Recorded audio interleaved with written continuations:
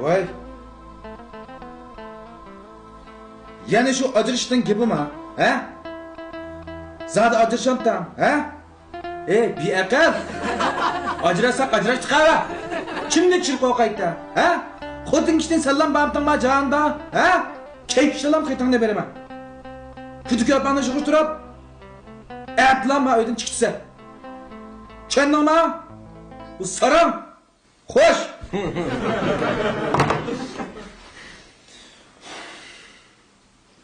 Nemi varan çıro? Vay ma xotun degan saram. Zat acırışım dep çın turup apta. Ma'qul dedim bu.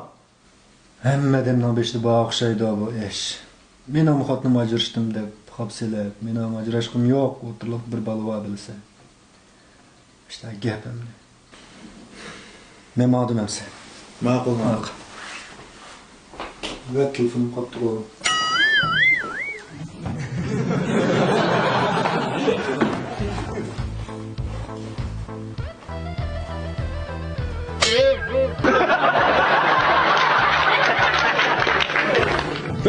Ya alımcı.